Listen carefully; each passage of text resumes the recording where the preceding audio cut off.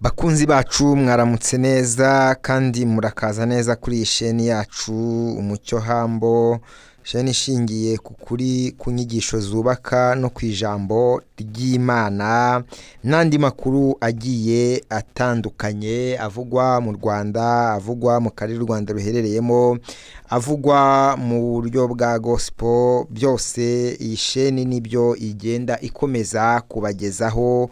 Haba hari inkuru zigamije ziba zigambiriye kwigisha, icyo ziba zigambiriye kugira ngo zizungure abantu. Niyo mpamvu tuba tuzanye inkuru zitandukanye kugira ngo dukomezanye, duterane umwete kandi tumenye amakuru y'ibivugwa ahantu hatandukanye. Mbere rero yo kwinjira mu nkuru nyirizina, ni ubushakashatsi tugiye kugarukaho bwavuzwe hano mu Rwanda.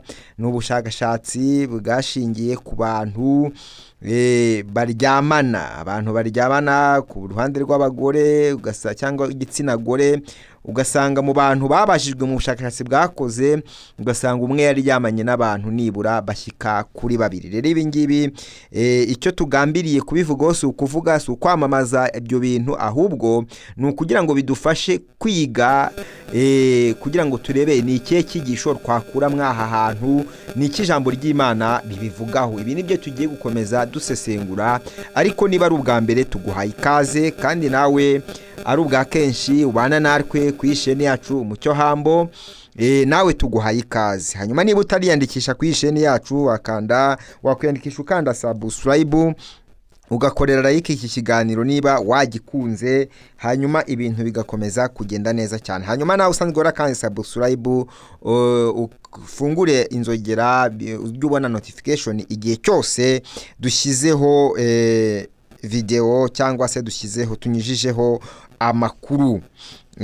Ijambo ry'Imana ryo mu rwandiko rwa mbere Pawulo yandikiye Abakorinto ibice 6 umurongo wa 18, haravuga ngo muhunge ubusambanyi, icyaha cyose umuntu akora kiba kiri inyuma y'umubiri we, ariko usambana abacumuye ku mubiri we bwite. Bibiliya iri kwibutsa ko umubiri wacu ari ingoro y'Imana cyangwa se urusengero rw'Uwiteka, kandi ko ibyo dukora byose bifite ingaruka ku buzima bwacu, ku muryango wacu no ku mibanire yacu n'Imana.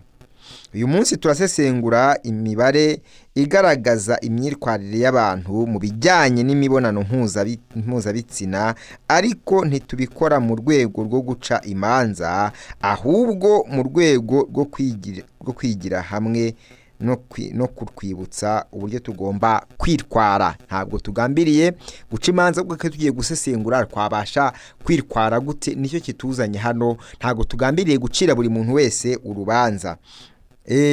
Ni ukuvuga ngo imibare iheruka gukusanwa igaragaza ko hari imibare yakusanyijwe igaragaza ko mu bantu habajijwe abagera kuri 24.5% bakoze imibonano mpuzabitsina n'abantu batarabo bashakanye cyangwa abo babana mu mezi 12. Ibi mu byumve neza cyane. Mwiri genzura ryakozwe nk'ubushakashatsi bwakozwe, biragaragaza ko aba bantu 24.5% bakoze imibonano kandi batayikoranye n'abantu babana mu rugo nk'umugabo n'umugore. Ahubwo kandi mwibwo bushakashatsi bwakozwe ni mu mezi 12. Muri abo 73.8% bavuze ko bakoresheje agakingirizo mu gikorwa giheruka. Iyo turebye mu byiciro by'imyaka, abari hagati y'imyaka 20 na 24, 6.9% baryamanye n'abantu barenze babiri, ariko 58.7% gusa nibo bakoresheje agakingirizo. Murumva ni ibintu bigoye bitoroshye. Abari hagati y'imyaka 25 na 29, 8.6% baryamanye n'abantu barenze babiri, 30% gusa nibo bakoresheje agakingirizo. Imyaka 30, hagati y'imyaka 50 na 39, agizwe n'umunani n'ibice 7% baryamanye n'abantu barenze babiri. 22% gusa nibo bakoresheje agakingirizo. Hagati y'imyaka 40 n'imyaka 49 ari 7% baryamanye n'abantu barenze babiri. 8.9% gusa nibo bakoresheje agakingirizo. Ibi bitwereka ikintu gikomeye. Ibi ngibi bitwereka ikintu gikomeye. Uko imyaka yiyongera niko kwitwararika mu by'ubuzima bigenda bigabanuka. Nyamara ingaruka zo kwirara zikomeza kuba nyinshi mu bashakanye babana. Tugiye kubagezaho no mu bashakanye babana uko bimeze. Hanyuma muragaragara ko abantu bari gutendebuka, abantu bamaze navuga kwiheba, kwanga ubuzima cyangwa se gushaka kwinezeza mu buzima bijyanye n'imibonano, ariko nyamara ntibarebe ingaruka bigira ku muryango, ntibarebe ingaruka bigira kuri bo. Ibyo ngibyo ntabwo kenshi babyitaho. Hanyuma reka turebere hamwe nanone dusesengurire hamwe abashakanye bo bimeze biti, aba bana bo bimeze biti. 7.4% baryamanye n'abandi batari aba bashakanye. 4.9% gusa nibo bakoresheje agakingirizo. Noneho mu bahawe gatanya, amakuru arabivuga hiki. 14.5% baryamanye n'abantu barenze babiri. Ariko 64.5% bakoresheje agakingirizo. Ibi byose ni iki bitwigisha? Ibi byose twumvise tugaragaje icyegeranyo cyashyizwe ahagaragara n'icyo imibare ivuga, ariko se twebwe twumvise n'iki ijambo ry'Imana rivuga, twakuramwe irihe somo, twakuramwe ikihe cyigisho? Ese ni ibintu dukwiye kuraga abana bacu? Ni ibintu dukwiye gutoza urubyiruko? Bimeze biti? Ubundi se Imana ivuga iki ku bigendanye n'imibiri yacu? Ijambo ry'Imana twarisomye, twaribabwiye, twaribibukije, ariko se twafata izihe ngamba? Rero biduha isomo rikomeye.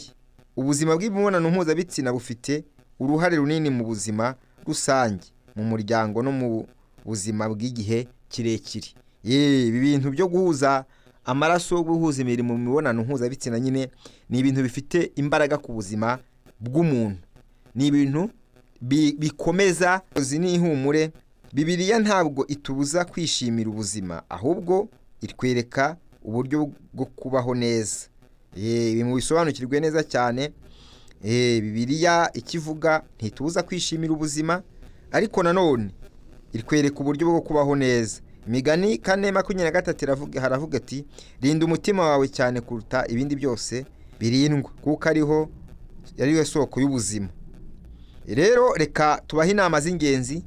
Kwifata no kwiyubaha ni ishingiro ry'ubuzima burambye. Kwifata, kwiyubaha niryo shingiro ry'ubuzima nababwira rirambye mu busesenguzi bwanjye cyangwa mu nama natanga. Ubudahemuka mu bashakanye burinda umuryango n'igihugu. Kumenya amakuru nyayo bifasha gufata imyanzuro myiza. Gusenga no kugisha inama bituma tutagwa mu bishuko. Bakunzi bacu, iyi mibare siyo kuduca intege, ahubwo niyo kudufasha kwisuzuma no guhinduka.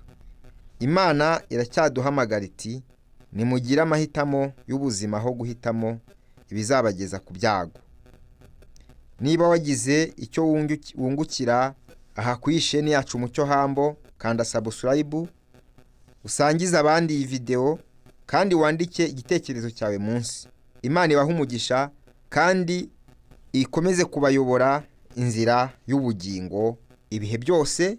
Kandi nanone dukomeze gusharinga ahantu hatandukanye iyi audio, aya makuru komeze kuyageza ku bandi benshi bayakeneye, kugira ngo barebe, buri wese yisuzume, buri wese amenye ati nitwara rute, ese bino ni byiza ndimo, ese biranezeza. Byose ni uruhare rwa buri muntu wese. Rero amakuru yacu nakagaruka, kandi ndizera ko aha ku Mucyo Hambo wahageze ukaba wibutse nyine gukomeza ukurikirana aya makuru yacu, ukomeze ufungure inzogera ujye ubona notification uko dushyizeho amakuru yacu rero nakagaruka tuyakesha igihe.com. Shalom shalom.